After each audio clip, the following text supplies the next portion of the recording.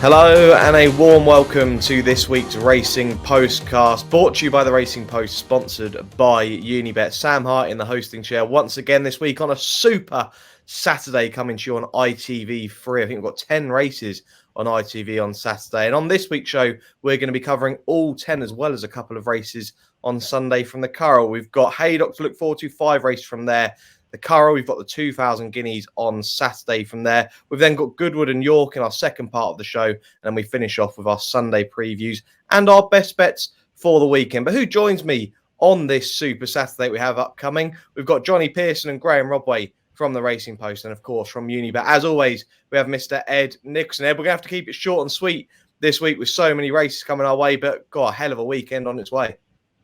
Amazing weekend, full of good horses, good handicaps, and plenty of offers from Unibet as well. So let's get cracking.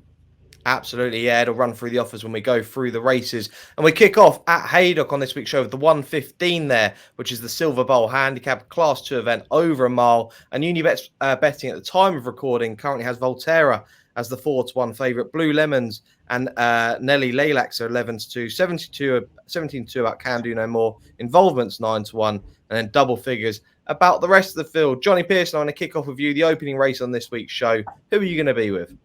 I've been drawn to 2 in the race, and they are Can Do. How do I even say that? Can Do No More. Yeah, Can Do No More. That makes sense. And Blue Lemons. Can Do No More.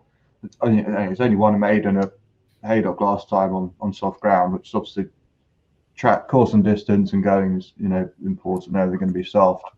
I think a mark of 81 might underestimate him. For all we don't really have a strong handle on the form with the others in behind not reappearing. He looked pretty smart that day and could go on to much better than 81. Might be quite a lenient mark.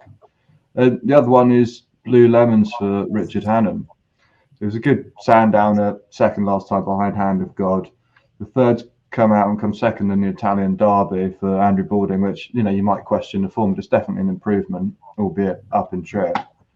And even if you go back to the Chelmsford run at the start of the season, that form's working out really well with Bracken's Laugh, Capulet, Under the Sun, I think's run well since, if I remember rightly. And Orno actually runs on Saturday as well, over 6, so we'll find out how that goes. But they both look decent prices and should run well and be there at the finish. Okay, Can Do No More and Blue Lemons. Blue Lemons for the Richard Hannum Yard. I'm sure Ed will pick up on the Richard Hannum blog and mention how you can have a read of that ahead of Saturday's previews as well. But we'll go to Graeme Rodway next. We're going to have soft ground, it looks, at Haydock. I think there may be an inspection G-Rod. It's going to be soft, but who's going to be winning the 115? Yeah, I don't think it's going to be as bad as we all thought it might be a couple of days ago, Sam. I think we all thought that there was a possibility that the meeting might not go ahead, but luckily they've not had the rain that was in some forecasts. There was up to 100 mils forecast in a couple of ones that I saw. So it does look like it would just be soft ground and then we won't have any problems, which is obviously great. Nevertheless, the soft ground will suit Nelly Laylax, who absolutely loves Haydock. He's looked really good twice there this season, including last time out over the course and distance on soft ground when he was a dominant winner. He's actually won both his starts there by a total of 4.5 lengths on testing conditions. So we know he absolutely loves it around there. He's a good swimmer, Sam. He loves Haydock. He loves the mud. He's gone up £5 for his last win, but he's got some good times behind him. I think he's improving, and we all know that Tom Dascombe loves a winner at Haydock, of course. So Nelly Laylax is the one, Sam, for me. Nelly Laylax, yeah, I think everyone, viewers and listeners, will know what happens when Haydock gets soft. It can get very, very soft. Ed Nicholson, we kick off the show with a money back if second or third, I believe. Yes, it is the money back second or third on this race. Difficult, competitive 3-year-old handicaps. Find 3-year-old handicaps very difficult at this time of the year. But I have got a selection, and it's for a horse that was backed, travelled, and won well last time at HQ, Volterra. If you watch the replay on the excellent Racing Post site, you'll see this horse was always going to win. And it's got up £9, which is quite a hike, I must say, but it looks like he deserves it.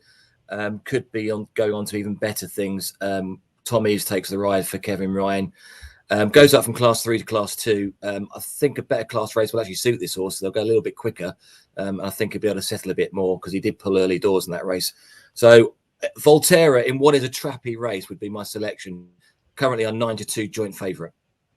Okay, Volterra, Fred Nicholson there. And remember, money back if second or third in the opening race there from Haydock. So 3 different selections in the 115. Surely with 10 races on this week's show, there could be a hat-trick horse this week. Let's move on to the 150 at Haydock. This is the Temple Stakes Group 2 event over 5 furlongs. And the current betting with Unibet looks like this. Living the Dream at 7-2. Asphora 4-1. The Dream is 9-2. Rogue Lightning 11-2. Beautiful Diamond 15-2, 10-1 about equality, 14-1.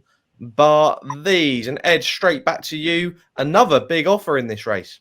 Yeah, it's the Unibet Super Boost, where you decide which horse you want to boost. So in the morning, if you go onto the site and you fancy a horse, you'll get the next price up on the ladder. So, for example, if Our Dream was 100-30, you'd get 7-2.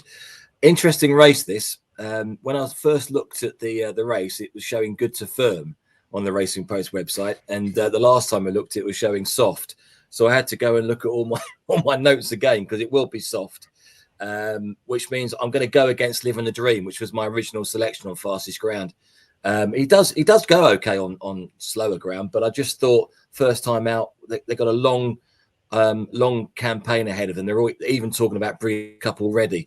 So there's a possibility that sort of horse won't be ready first time out, especially if it's a different ground that he bounces on.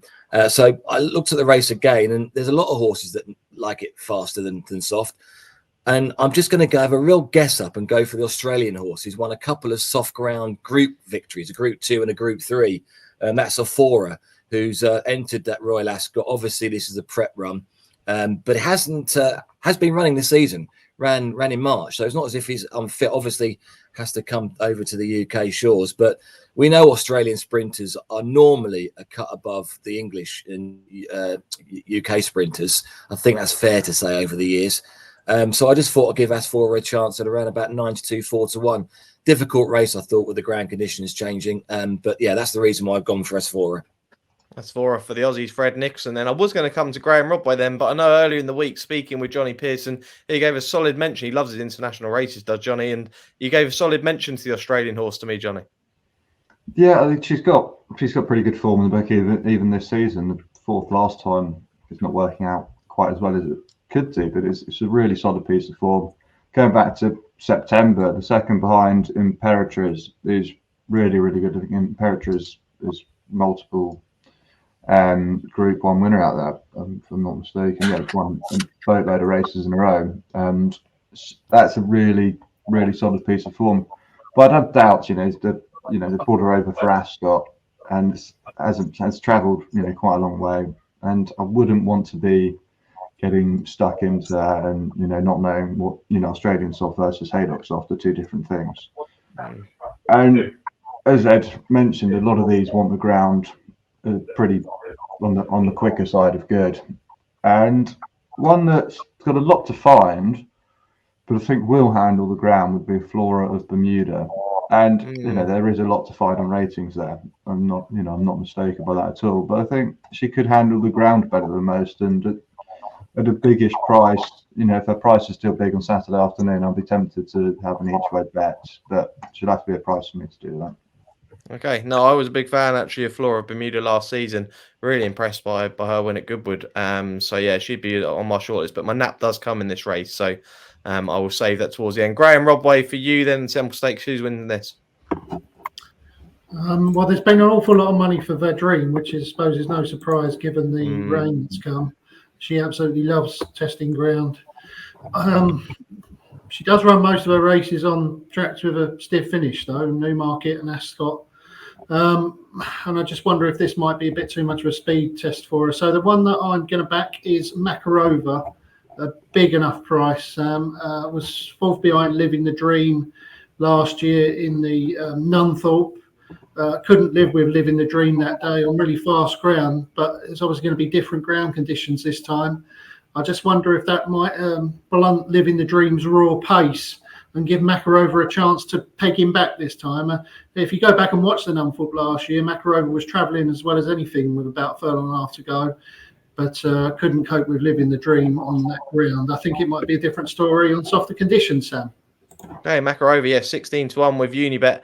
currently, and do remember the Super Boost offer. You can access that from Saturday morning, as Ed mentioned, and you can look at all the terms and conditions for that on the website unibet.co.uk. Let's move on to the 225 at Haydock then. It's the 6th furlong Sandy Lane Stakes. This is the Group 2 contest, and Vandeek returns here. 8-13 favourite with Unibet currently. Inisherin is 5-1, Esquire 17-2, along with Prix Morny 12-1 about Pandora's Gift, Airman 25-1, Orn is 25-1, and Alaskan Gold at 28-1. Graeme Rodway, we actually spoke. I mean, fair play to Ed Nicholson putting up elite status, who finished well back in the field in that Prix Morny. But we actually talked about how good the form of that race is. And Vandeek was the winner narrowly of that Prix Morny. We see him return here. Favourite, anti-post favourite for the Commonwealth Cup currently. Does he win this, or is the soft ground a worry? He's the most exciting horse in the lineup, without any doubt. Yeah. We can't wait to see him back. We can't wait to see whether he is going to be the star sprinter of this season. He certainly was the star juvenile sprinter last season. However, he is odds on. This is, of course, only a prep run for Royal Ascot. And the testing ground, which he handles well, will put the emphasis on fitness. I'm not sure I'd want to be coming in here on really testing surface short of his peak. And I wonder if Vandeek might well be here, because obviously Ascot is going to be the main aim. So for that reason, I'm going to have a pop at him. The one that I like is Alaskan Gold, a massive price for Carl Burke, because Handel's testing ground ran an absolute cracker last season behind Ballymount Boy at Doncaster, a similar track to this one. And then this season certainly has found 7 furlongs stretching him, I think, on both occasions. Was 2-3 last time out at Newmarket to have any chance in a small field, and was only a length and a half behind Esquire, who runs in this race in the Greenham previously. Again, when I'm not sure that Alaskan Gold really saw out the trip. I think that the greater test of speed might suit Alaskan Gold, and there's 8 runners in this race. Vandeek's odds on. You can get a huge price about Alaskan Gold each way, so that's the one for me for a place, hopefully at least, Sam, and who knows, maybe even the win. Yeah, Carl Burke and Clifford Lee, they've just not stopped banging in winners, have they? And the outside of the whole field, 28-1 Alaskan Gold for Graeme Rodway. Ed Nicholson, I'm coming to you next. I've already given you a bit of credit there, but elite status win the Carnarvon last week at Newbury. Really impressed for you putting that horse up. And just look at that Prix Morny. It really is fascinating. Vandeek, the winner, Ramatruel second, who probably should have won the 1,000 guineas at Newmarket. River Tiber, who's second favourite for the 2,000 guineas at the Curragh. You've got Jasor, who was behind elite status, who came out and won the Commonwealth Cup trial at Ascot in easy style. It really is a fantastic race, and we just hope Vandeek lives up to his hype. Yeah, it is a great race, or was a great race. And Vandeek's coming into this unbeaten 4 from 4s, won on all types of ground. Firm, very soft and soft. Won Group 2s, Group 1s. He'll win, won't he? I mean, it's simple as that. He's £9 clear on ratings, even if he was a little bit undercooked, because obviously Royal Ascot will be the first target of the season. He's still got enough in his locker to win this, you would have thought. I take Graham's point that, on soft ground, a little bit of fitness can sometimes take its toll, but he's just a class horse. He was early this morning, he was around evens. He's now 8-13. Yeah, I think he wins. He would be nat material, but the price, as Graeme rightly says again, is a bit too short to take. But he's by far the most likely horse that I'm going to be tipping up that will win based upon odds alone. But I think Vandeek wins. Yeah, no, really excited to see him back. I really am. It wouldn't be a betting race for me, but yeah, Vandeek, Jonny, Pearson, see the most likely winner for you? Yeah, it's definitely the most likely winner, and if he's come on as a 2-year-old into his 3-year-old season, he's going to take all the beating, isn't he?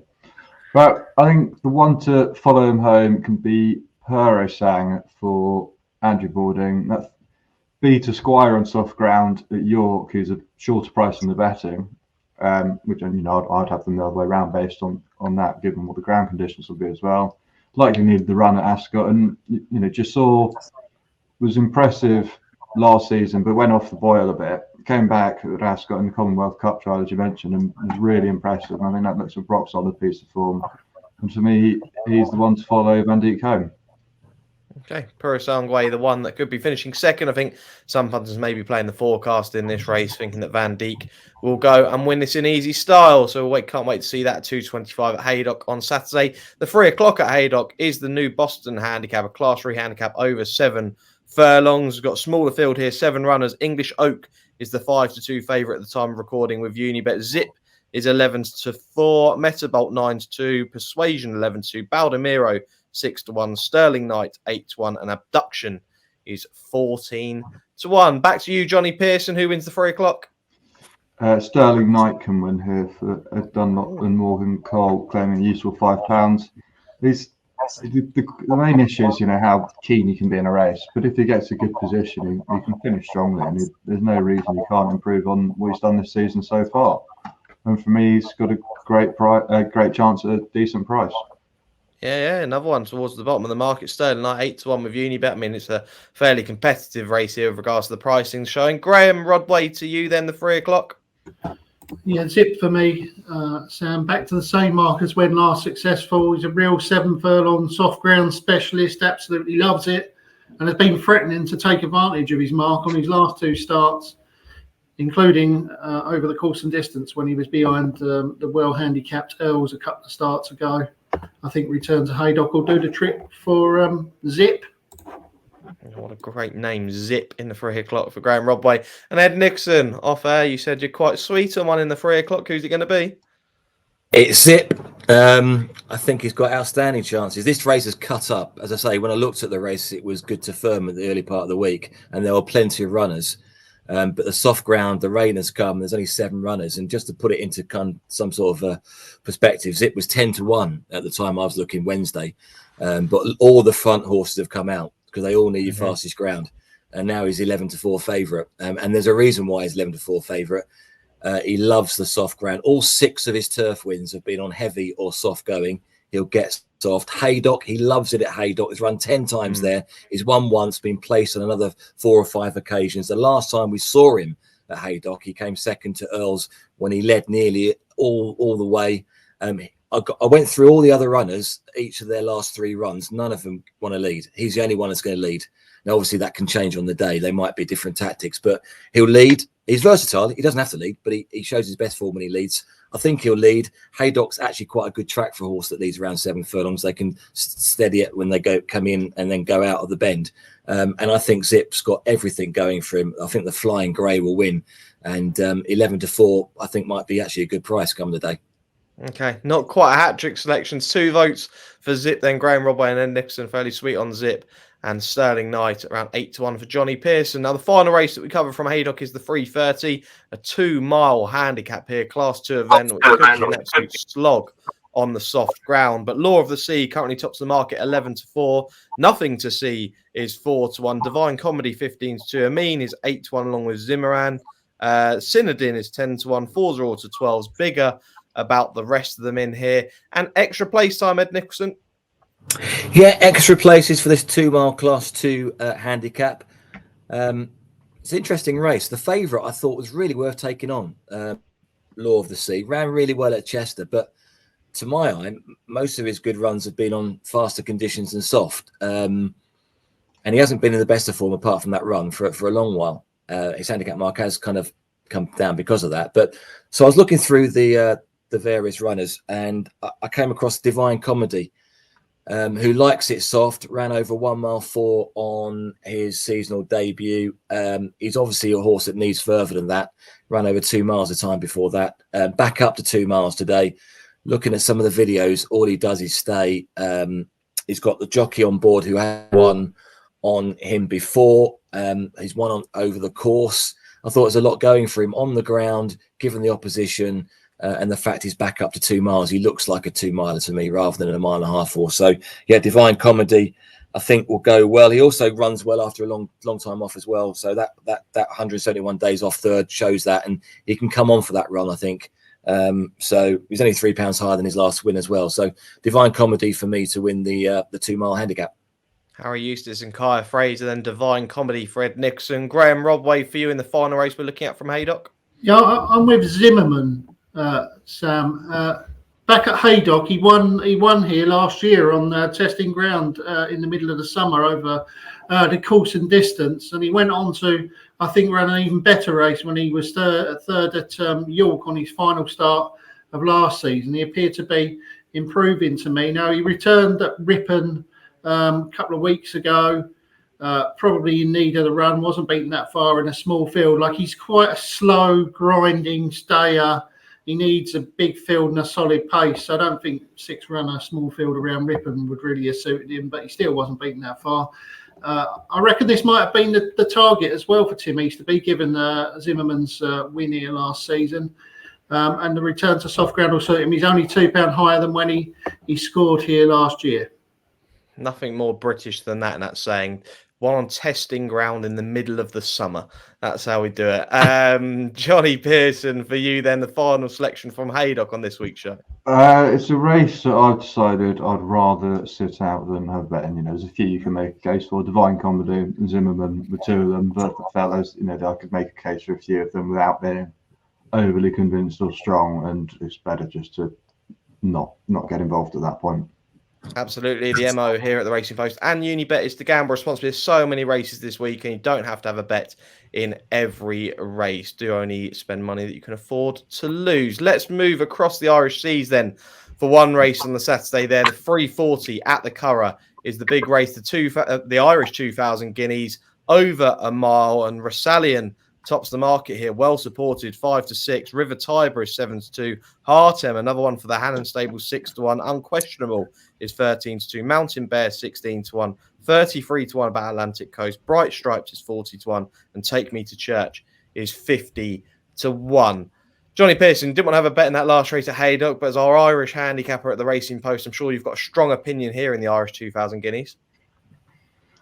I mean, it's hard to see past Rosallion, really. I mean, none of Aidan O'Brien's three have run this season. For all they might improve, these generally have needed the run so far. But it's all in better form now than they were at the start of the month when we had the Guineas over in Newmarket. But you're taking a real chance if you're going with any of those three. Rosallion beat Hartem fairly comfortably over at Newmarket, and that's easily the best piece of form. I think Bright Stripes will improve on his win at the Curragh last time out, but whether that horse needs softer ground based on his what he's been running on is another thing. But I remember over there when it was Breeders' Cup, Sam, we were messaging me Mountain Bear and Unquestionable in a forecast, I think, and Mountain Bear arguably shaped better on that day. But another one of my concerns, he was reported to have walked into an horse ambulance and gone off the track in that. So quite what the issue was with him, I'm not sure. But whether there's any sort of impact from some sort of lameness or niggle still that he's getting over, or obviously you presume he's over it, but what that impact they may have had is a bit of an unknown as well. But obviously 3, Mountain Bear would be the one I'd be most tempted by the price still. Yeah, that's it from me. I mean, I quite like Mountain Bear at the prices. I really do. I think he could be a great each way bet. Remember, River Tiber was part of that Prix Morny form as well, finishing third behind Vandeek and Mattrell. So that the form could get a massive boost on Saturday from that as well. Ed Nicholson, I just want to come to you. I mean, I'll get your selection as well. But Richard Hannon with the 2 runners in here. Where can viewers and listeners find the blog? How can they access that?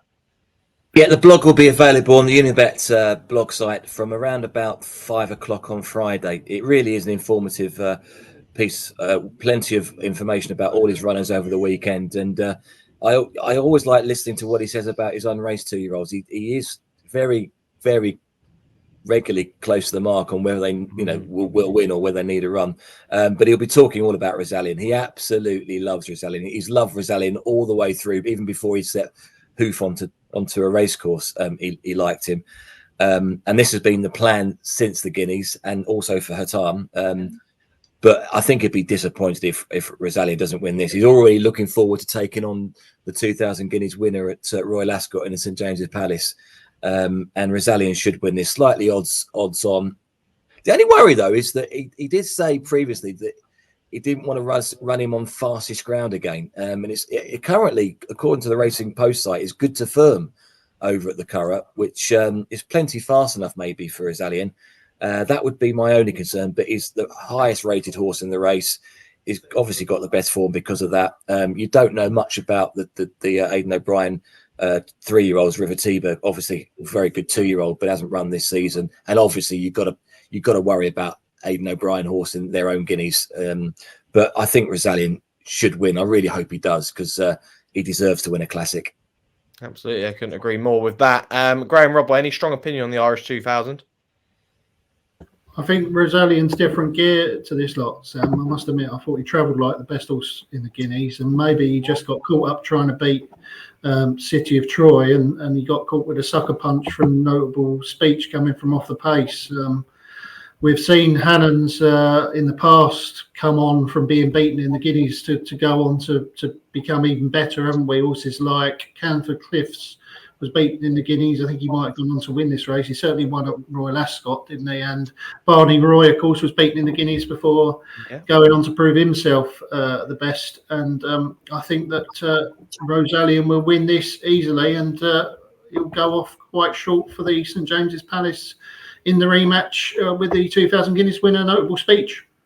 Yeah, that'd be so exciting, wouldn't it? They're going to have some battle throughout the season, I'd imagine. So yeah, a couple of votes for Rosalien. I think the panel are quite sweet on Rosalien, but Mountain Bear definitely one each way to be looking over. So there we go. That's Haydock and Curragh covered on the Saturday. Shortly after this, we'll be covering Goodwood and York. Want betting on the horses to be anything but flat? With an app that impresses every time out. You're on. Want to watch live streaming of races in the UK, Ireland and around the globe? And get a chance to win even bigger with 3 Uniboosts every day on any horses you want.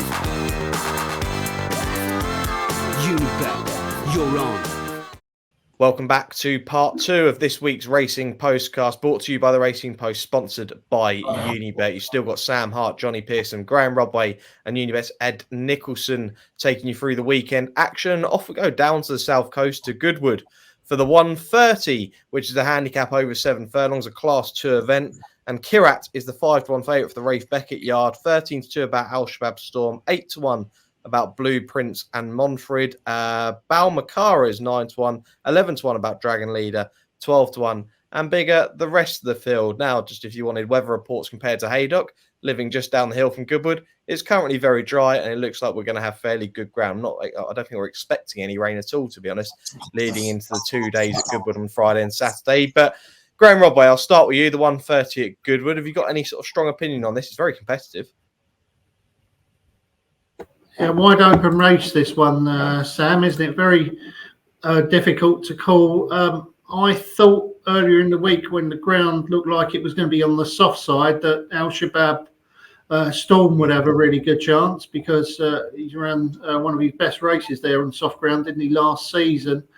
Whether the ground conditions have quite come right for him would be a slight concern. So it wouldn't be a huge surprise if Monfred took a massive step forward for William Haggis and Adam Farragher, who's over there riding.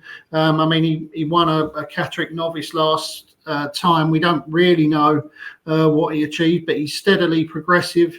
And Haggis usually knows what he's doing with this type of horse, doesn't he? Like to race 3-year-old. So I don't have a strong opinion on the race. If the ground does come up soft, which I don't think it will, then I'd be with Al Shabab Storm. If it stays on the good ground, I'd probably take a chance on Monfred.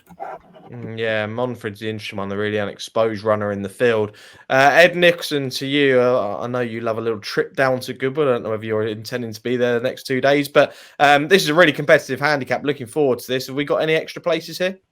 Yeah, there are extra places available. And as I said earlier, I do find 3-year-old handicaps at this time of year really difficult. And this one's nigh impossible. Although having said that, me and Graeme agree with the 2 horses we look at. I looked at Monfred. I do love to have a look at William Haggis, where he sends his horses to get a handicap mark. And he sent Monfred all the way up to Catterick, didn't he, to get a rating of 82.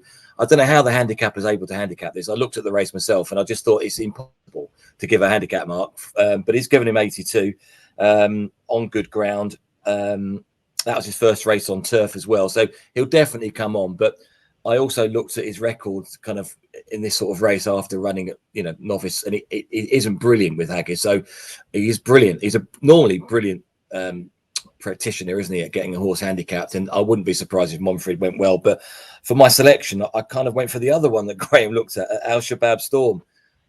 He does go in soft, obviously. He's won on soft and run well and heavy. But that run at Chester was on good going. They probably went too hard up front, and he stormed home. It looked as if he was finishing really quickly, but the other horses probably went a little bit quick, to be fair. But it was eye-catching run. But what I noticed that he's been favourite for both his races this year. Like, Balding Camp, they're very shrewd. They know a well-handicapped horse, especially early in its career as a 3-year-old.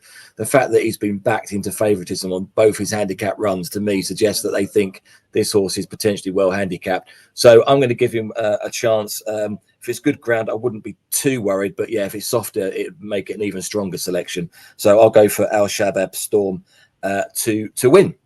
It'd be a hell of a hat trick for this, I suppose, if Jonny Pearson now says that 2 horses he looked at were Monfred and Al Shabab Storm. Jonny Pearson, who did you look at for this race? Well, let's not get carried away now.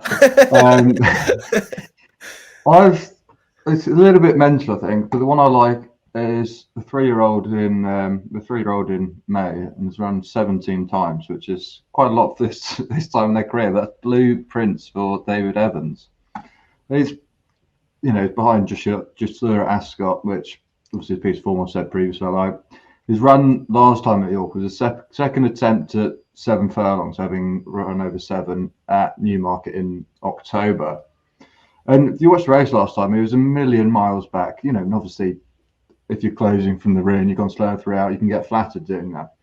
But I really think the step up and trip benefit and will benefit again. And this looks a good enough opportunity for him to get his head in front. I think he really, provided he's not caught in the wrong position, he gets a good position under Tom Markland, who's as good as anyone. He should take the beating from him. Okay, Blue Prince for Jonny Pearson. Remember, you're getting those extra places with Unibet as well in the 130 at Goodwood. The other race we cover from Goodwood is the 205, which is the Height of Fashion Stakes, a listed contest for the 3-year-old fillies over 10 furlongs. It is at Goodwood. I think they're actually considered the last kind of Oaks and Derby trials. They're not the best trials, but you've got the Cox hat on the card as well, but that's not on ITV. But this is almost the last Oaks trial. Whether we've got an Oaks winner in here, I doubt it. But Francophone's topping the market with Unibet as 5-2 favourite. Regal Jubilee's 4-1. Beeley and Molten Rock 6-1. 9-1 about Local Arms. Where I Want to Be is 10-1. 11-1 about Kiltridge and 16-1 and bigger about the rest. Ed Nicholson, to you first on this one. Like I say, they have got these what could be considered Oaks and Derby trials, but I don't think, looking at both races actually on the card, that there is a classic winner in here. But who's going to be winning the 205? Well, I think it's going to be a filly that will be an appropriate winner for the Height of Fashion. Height of Fashion was one of my favourite. Well, Nashwan's one of my favourite horses, and Height of Fashion was the dam. And she was been a fantastic brood mentor. She died in 2000, but she hopefully readers and listeners will remember some of the foals that she gave birth to. Unframed was one of them, and obviously Naef another, McDarn. But Nashwan was the best. And like a horse in this race, she won the May Hill as a 2-year-old, and the horse here ran in the May Hill as a 2-year-old, came 5th. But Francophone is like a great big horse, like Height of Fashion was, great big filly.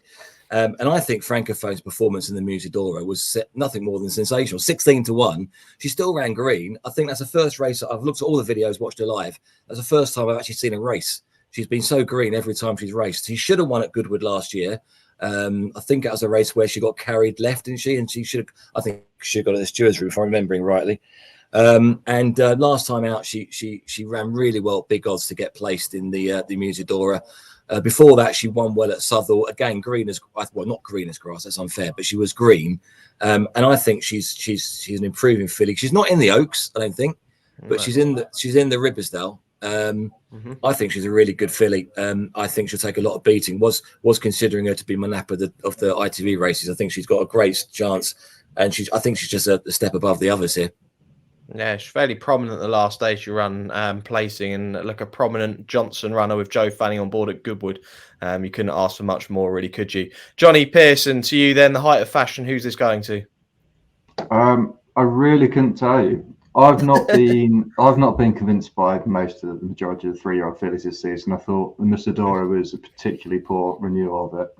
Gonna crawl, it's just having to sprint. You know, there's the opportunity for one of these to really step forward and mark their place as one of the better 3-year-old fillies, and there's every chance that could happen. But on what we've seen so far, I'm not convinced any of these, you know, are going to be rated much above 100 in due course. And I couldn't tell you which one that's going to be looking through the card here. Yeah, it really is. It's a tough race, and like you say, a lot of people and viewers will probably be saying that the 3-year-old fillies haven't quite looked as good as the 3-year-old colts so far this season. Graeme Rodway, to you then for the higher fashion stakes. Have you got a strong opinion? Yeah, I do. Yeah, I fancy Local Arms, Sam. Absolutely bolted up last year at Beverley by 8 lengths. Looked really, really good, and they deliberately ran there in a bid to qualify for a valuable race at this track. Just came up 7 days later, and I think maybe it came up a bit too soon for Local Arms. She disappointed, I suppose you could say, although she didn't run too badly. She was beaten 8.5 lengths into 4th, but she was noted running on really strongly towards the finish after helping to set quite a good gallop. The time's fairly good. The winner was Chic Columbine, who won a listed race in France. A Day in Devon was 5th, and that's obviously won a couple of races this year. I think he finished 2nd in the Commonwealth Cup trial at Ascot. So the form looks all right. The step up in trip, I think, will definitely suit the daughter of Saxon Warrior. They tend to be looking like they will stay well. And the ground shouldn't be a problem, whether it's good, whether it's soft, seems to handle anything. So one of my stronger fancies on the day, Sam, Local Arms. Local Arms, I thought it was quite interesting to Tom Marquand was riding. I was just mentioning. I didn't know how. I think he's only ridden for Carl about 22 times, so it's interesting. He's had two winners and 4 seconds from 19 rides for Carl Burke. So, you know, it could be a lot better than 2 for 19 if you take one of those seconds and put them into a win. Tom Marquand, he's one of the best riders in the weighing room, isn't he? Local Arms 9-1 with Unibet currently for the height of fashion stakes. Super Saturday keeps coming your way. We move across to York now, heading up to York from Goodwood for the 245, which is a 5 furlong Class 2 handicap, which is again a competitive field. Corker's the 4-1 favourite at the time of recording. Rabar's 5-1. Vintage Clarets and Democracy Dilemma, they're around 6-1, 7-1. Manila Scouse is 17-2. Brooklyn 9-9 is 9-1. Copper Knight 10-1. Starlust 11-1, 14-1. Bar these. Ed Nicholson, to you first in this one, then another competitive handicap to get stuck into. Yeah, and another one for extra places with Unibet. We've got 12 extra place races throughout the course of Saturday. And this, you do need your extra place as well. This is going to be a helter-skelter 5 furlongs at York. My eye was drawn to Vintage Clarets, who I remember went on favourite for the Unibet Brocklesby in 2021. I remember that because we sponsored it. And 30-odd runs later, he's still going strong, isn't he? He's a fantastic horse. What a horse to own. 7 wins during that time. And ran one of his better races last time out, I thought, at Chester. Got a nice run through the inside, which obviously helps, and ran on. Looked like he might win in the closing stages, but Democracy Dilemma, who takes him on again, nabbed him on the outside along with another. But he has got, I think it's £1 for a nose and a neck beating, if I've worked it out rightly. And I just thought this race might be run again to suit Vintage Clarets, who does well at York. He's run well there. And I think he's got a decent chance. And around about 11-2, Richard Fahey's evergreen 5-year-old. I can't believe he's only 5.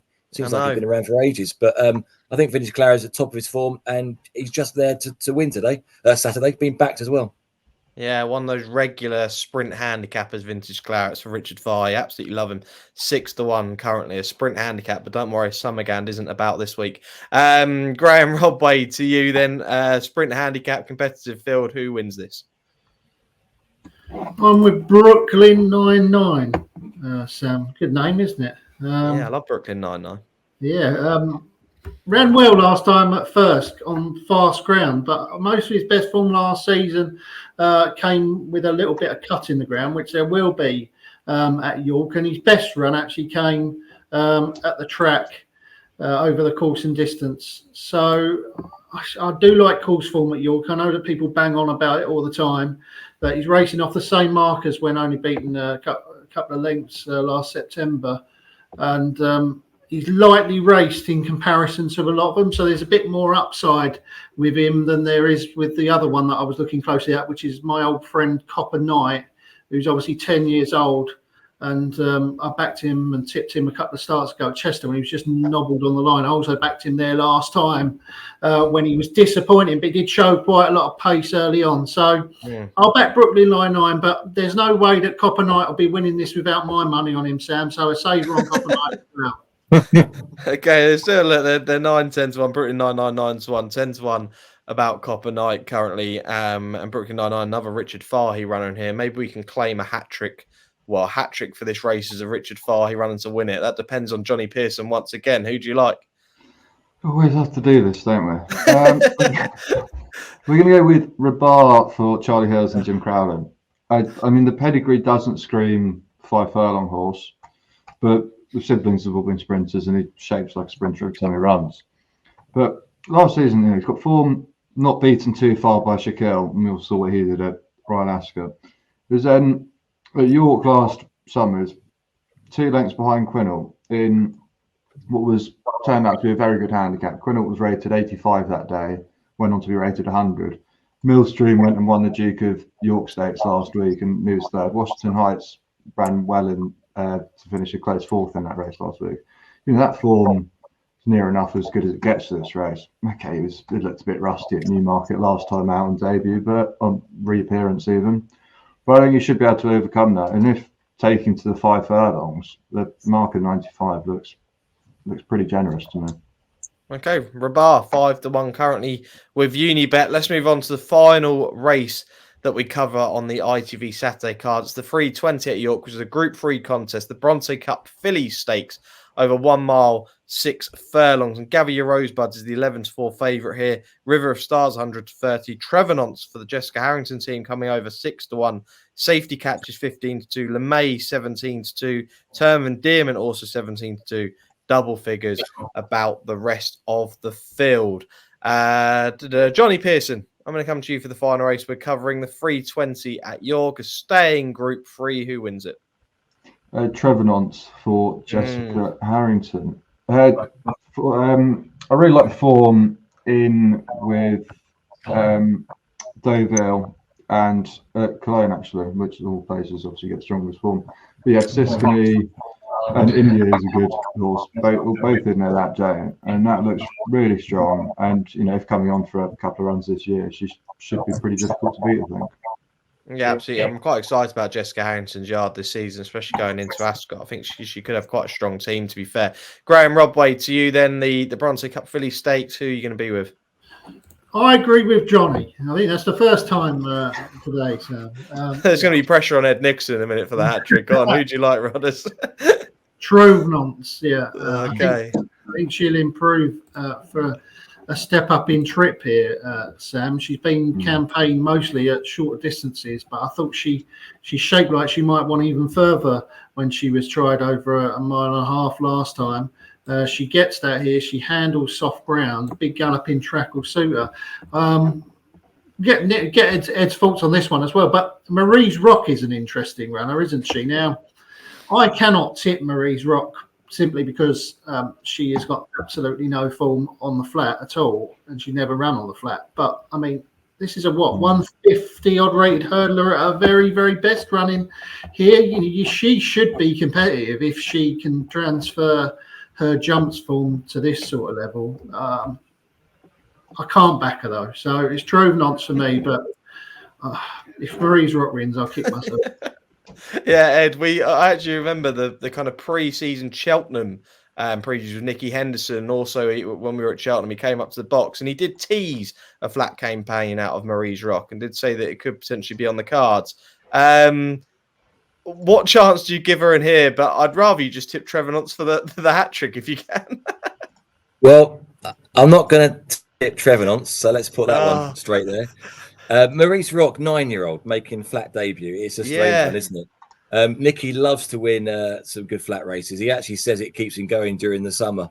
I thought it'd be Lucia this year, but we haven't seen her yet. But Lucia is a horse that I think they're thinking of the Ebor for, and I just wondered if they're thinking that route for Marie's Rock as well.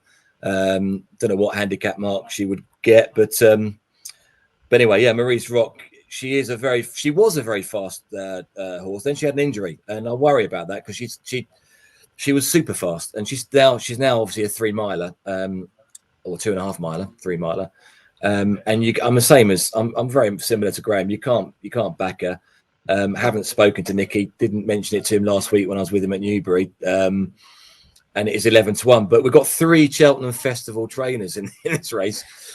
Cheltenham Festival winning trainers, and any of them could run well. Term of Endearment, Trevenants, or Marie's Rock. But I'm going to go for River of Stars. Is much more traditional flat horse selection for this race. Won the race last year, 12 months ago, when rated about, I think, £9 lower. Not that ratings matter, but she's improved since then, is the point I'm making. Ross Orion was on board that day. And also, given that we don't know what the Great British weather's going to do, and it's currently good to soft, this mare or filly has won on all sorts of ground. Firm, good. I think she's run well on heavy and soft as well. So River of Stars for me, the selection in what is a tricky race, I must admit. But I'm exactly the same as Graeme. We tend to agree on quite a lot of things. I really look forward to seeing Marie's Rock and seeing what she can do. Jim Crowley takes the ride, having previously been ridden by the likes of James Bowen, Sean Bowen, Nico de Boinville. She's and who's the other jockey? Aidan Coleman have ridden her. So she gets the best jockeys riding her. Let's see what Jim Crowley can do on her this time around. Okay, there you go. So River of Stars is going to be the one for Ed Nicholson. And then you got 2 votes for Trevenants, but do look out for Marie's Rock. Fascinated to see how she gets on Saturday. So there we go.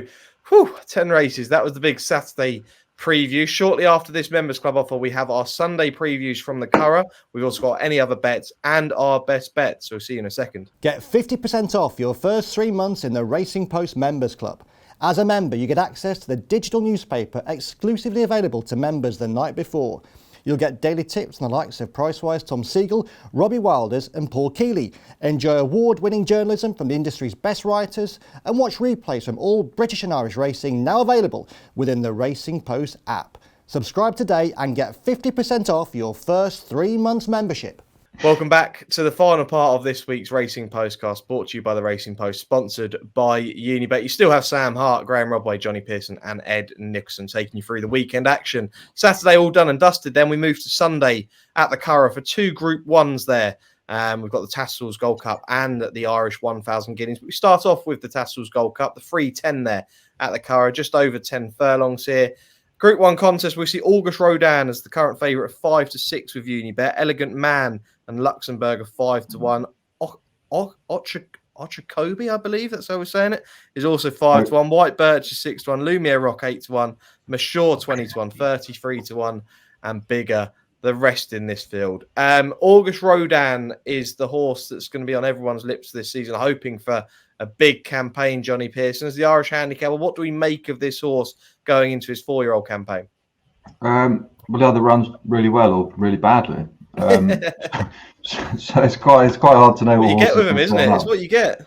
But he's a very good horse on his day. No one can dispute that. But there's a horse that's sort of even money odds on. There's a fair few question marks that I'd rather not be involved with. But it looks, on paper we haven't got final declarations on the race, obviously, but it looks a really good race. White Birch was better than ever when winning over 10 furlongs last time. For all I thought they should have run in the Ledger last year. He's always good. Okeechobee, as you say, has got some decent form in the book. The one I'm most interested by would be Elegant Man for Adrian Murray and for Ammo Racing. He's got to step forward on what he's done, but he's been incredibly progressive, including when winning at on All Weather Finals Day last time. Not run on the turf, which would obviously be a concern, but it's done nothing but improve with each run and looks a really, really nice prospect. So I'm just interested to see how he goes more than anything else. It's probably not a race I'll have a bet in as such, but I think the favourite's there to be taken on if you wanted to. Yeah, Elegant Man. Yeah, really, really game horse. And you mentioned the British runner, Okeechobee, Harry Charlton. James Doyle has been jocked up on the Racing Post website for this one in the Jubbment Silks. Fascinating runner, really is. Another game horse. That win at Sandown, Ryan Moore, this horse just kept finding and finding. Graeme Rodway, Tattersalls Gold Cup. August Rodan, take him on, or are we with him? You can't back him at odds on, Sam, can you? I mean, he might win, but he might totally blow out, mightn't he? Yeah. Who knows? I mean, when he gets beat, he gets beaten a mile, don't he? I mean, 22 lengths last time, 127 lengths behind Hookham. When he wins, he's an absolute top class animal. But he's evens to turn up and run his race, let alone evens to turn up and win. So I couldn't have him. I'm quite interested in Lumiere Rock. At a good price. I thought was impressive at the track last season when we won a Group 2 there at I think it was the Champions Weekend. Absolutely bolted up, beat also called Jackie O, who I think went and ran well next time at Royal Ascot or in France or so. In France, France, one of those. And I think the reproduction of that form might be good enough for Lumiere Rock, provided that we don't get the real Auguste Rodin turn up, because obviously if the real Auguste Rodin turns up, he will win, but we don't know if he will. Absolutely. Okay, Lumiere Rock 8-1 with Unibet currently. Ed, we don't often see horses with form figures in top class races of 1-0, 1-1-0. It's either a win or falling out the back of the telly. Are we with him or are we against him? Well, having just said I think the same as Graeme, I've actually written down exactly what Graeme just said. Will the real Auguste Rodin please stand up? If he does, he wins. If he doesn't, he doesn't. It sounds obvious, doesn't it? But you can't have a bet in this race. You really can't. I'm not going to even put a selection up, because if I'll watch it and I'll enjoy it, and hopefully Auguste Rodin wins, because he is a great horse on his day. But you can't have a bet or a selection. What I would say is, interestingly, when he's in Ireland, he is much more consistent. A lot of horses don't like travelling. I mean, he's won a Breeders' Cup, so you can't say he doesn't like travelling. But his record in Ireland is 2-1-1-1-1. I think he's won 2 Group 1s as well in Ireland. So maybe he's better on home turf. You never know, but you can't back him, can you? Okay, yeah, I think we're in agreement there that August Rodin, if he does turn up to his top of his level, he's going to win this. But there are horses at bigger price who are potentially more consistent than him in the Tattersalls Gold Cup. Let's move on to the final race then that we look at. The 3:45 is the Irish 1,000 guineas Group 1 contest over a mile for the 3-year-old fillies. And Opera Singer is topping the market at 9-4. Porta Fortuna 7-2. Vespertilio is 9-2. Fallen Angel is 7-1. Purple Lily and Buttons are 8-1. 9-1 about a Lilac Roller, and double figures about the rest of them. I believe Ed Nicholson, before Opera Singer had the setback, she was actually the anti-post favourite for the Kipco 1,000 guineas at Newmarket. Would potentially see her on Sunday return. She looked like she could be the most exciting 3-year-old filly from the Aidan O'Brien yard, and we're obviously hoping that we do see a top class 3-year-old filly this season. Yeah, we're doing this podcast without knowing the final declarations for the race, but Opera Singer looks like she'll take her chance, and she'd obviously be the best top rated filly in the field. So being trained by Aidan O'Brien, the Irish 1,000 guineas, the top rated horse in the race, it's all tick, tick, tick, isn't it? Yeah. But I'd rather go for a filly who's already shown good form this year, and has done well at the Curragh in past as well. Porta Fortuna, who ran really well in the Irish Guineas, just beaten the neck, has won the Grade 1 Cheveley Park as a 2-year-old. So we know that she's trained on to a certain level. We know that she's fit. That run was only 21 days ago. Perfect time for her second run. And she's run some good races at the Curragh, over 5 furlongs, 6 furlongs, and 7 furlongs. She's come 2 seconds and a third, and some of those, good races as well. So I'd rather be with Porta Fortuna. We know she's fit. We know she's reached a level of form, rather than go for Opera Singer, who we don't know where she is at this stage of the season. Yeah. Okay, no, I can see that. Graeme Rodway, Opera Singer, again, we're looking at a horse that potentially could just be too good for this field, but at a price of 9-4, we're taking her on. Yeah, I wouldn't back her on first time up, Sam. Obviously, a lot of Aidan's 3-year-olds have needed their runs this year, haven't they, first time? That's not to say she will. Of course, we're at a different stage of the season now to a lot of it, but I couldn't have her at a short price after such a long absence, coming in against so many fillies who have had a run and proven that they've trained on. The horse that I really like is Fallen Angel. I think she'll get the job done this time. She was well back favourite for the 1,000 guineas at Newmarket last time. And I just think that race, I think they went too fast, Sam. I mean, just look at the first 7 in it, like raced in last, midfield, held up in rear, towards rear, midfield. So 6 of the first 7 home all raced towards the rear off the pace that day. The only 2 that didn't were Ramatuelle, who of course went, I think, far too soon and probably should have won the race. And the other one was Fallen Angel, who did best of the rest. So I actually think for finishing 8th in that Guineas from Fallen Angel might not be that bad a run, considering how fast they seem to have gone early on and how much that race seems to have suited those who have come from off the pace. And I think if she's gets a little bit of an easier way towards the front here, she'll bounce back, because of course her best effort last season was at the Curragh, wasn't it, when she won, was it the Moyglier or one of those Group 1s they have there, and she beat Vespertilio that day, who of course has since come out and finished 3rd in the French Guineas. So the form of that Curragh race looks strong. I just think that she got undone by the way that race was run last time at Newmarket. I don't think she'll get undone by the way this one is. Yeah, Fallen Angel, much bigger price for the Irish 1,000 compared to the Kipco 1,000, 7-1 with Unibet currently. And Jonny Pearson, you think there could potentially be a boost to some English Oak, the Oaks form that's coming up next weekend? I do. My main concern is the ground, though. I'm a big fan of Purple Lily for Paddy Toomey, but all the running's been on soft or good to yielding ground, and a quicker surface might not be what she wants. But I think there's plenty. I'm not sure she probably will benefit from a drop back to the mile, and she looks potentially top class. And obviously Azalea, who beat her last time, was well backed last week for the Oaks. I imagine someone from the stable had a little to do with that one, going from 11-1 into 7-2. And she runs well. I can only see Azalea getting shorter for the Oaks than she is currently, which is something to look out for. With Fallen Angel, I think she's very, very fast. I'm just not convinced she's quite going to stay the mile. Even if she runs, I think she'll run better than she did at Newmarket. But I'm not convinced she quite wants to get the mile. Wants to go the whole mile. Okay, well, look, Purple Lily is definitely the one that I had on the short list. If the ground has some cut in it, I love about Purple Lily, but otherwise I'll probably leave the race alone.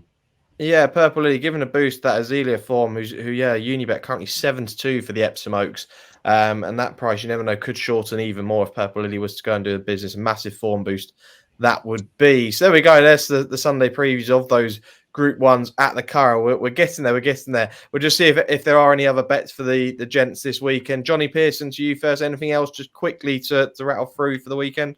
Yeah, there is actually.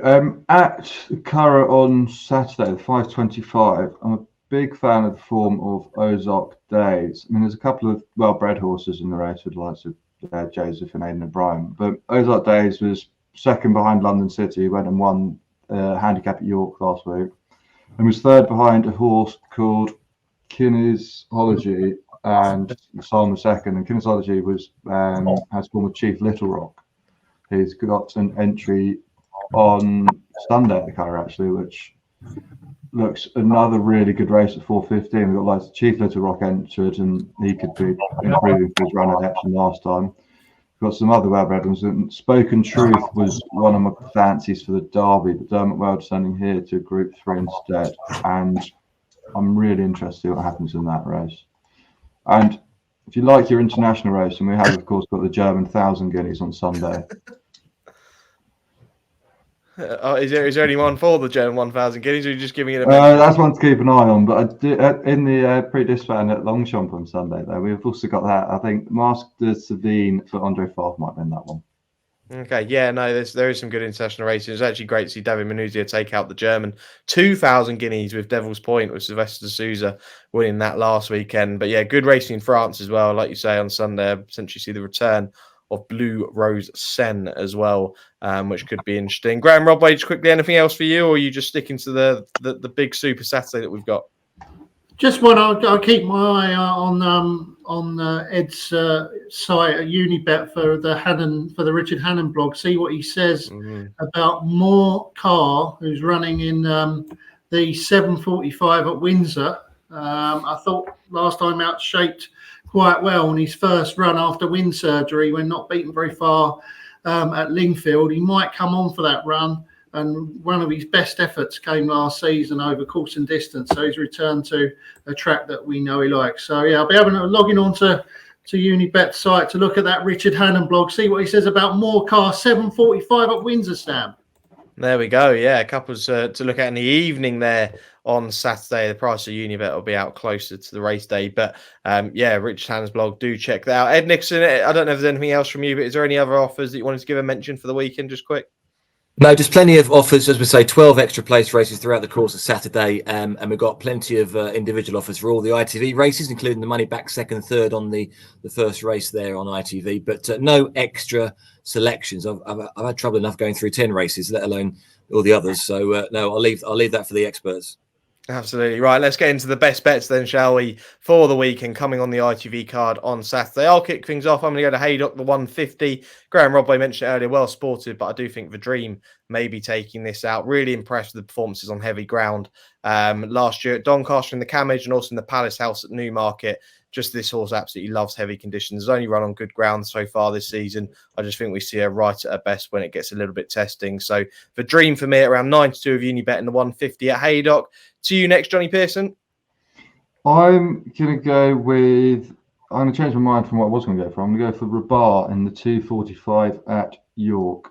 I really think it's dropped down to 5 pounds to see anything coming for the run last time and could take all the beating. Okay, Rabar, 2:45 at York, around 5-1 with Unibet currently. Ed Nicholson, to you then. Yeah, I'll be quick. 3 o'clock York, Haydock, sorry. I'm going for Zip, who all the career wins for Zip have been on soft or heavy ground, 6 of them. Haydock run 10 times, 1-1, been placed on the third of 4 occasions. Last time at Haydock over this trip, nearly made every single yard. I'm expecting him to try to do so again, and Zip will be my nap of the day. Just so our viewers and listeners know that Graeme Rodway was also really keen to nap Zip, but we want to give you a lucky 15. So Graeme Rodway, what have you got for us? Yeah, I think Local Arms will run really well in the height of fashion there. 2:05 at Goodwood, Sam. There we go. Local Arms in the height of fashion at Goodwood around 9-1 with Unibet. And these naps that you see on screen now will be boosted once the video and podcast is uploaded. So you can access that at unibet.co.uk to get hold of those boosts on the naps. I'm going to go really quickly through this. What's everyone up to at the weekend? We love to do this. Jonny Pearson, just nice and quick. What are you doing this weekend? I can't even remember at the moment, so that's not much help, is it? Okay. Not working, probably playing golf. We'll go with that, shall we? I'll go with that. We'll go with that. Ed Nicholson, where are you? What courses are you at? Are you at a course this weekend? No, relaxing time this weekend. Just watching all the great racing on ITV and following the selections of this team. Let's hope so. I'm going to try and get myself to Goodwood on Saturday if I can get home on time. And Graeme Rodway, where are you this weekend? Yeah, I'm looking forward to this weekend, Sam. I'm at Sandown for the Brigadier Gerard Thursday, and then be taking it easy over the weekend. Definitely be watching the action. It's bank holiday, isn't it, as well on Monday? So we've all got a long weekend. So looking forward to it, and hopefully get some winners. Absolutely. Weather should be nice and dry, and hopefully the barbecues will be out ready for the early summer. So we go. That's it for this week's Postcast. We almost did 12 races in under an hour, which is pretty impressive. But yeah, big thanks to Jonny Pearson, Graeme Rodway, and Ed Nicholson as always. We'll be back next weekend. Derby and Oaks are going to be on the agenda next week. Really looking forward to that. But until then, do like, comment, share, and subscribe. And remember to gamble responsibly. Thanks for watching.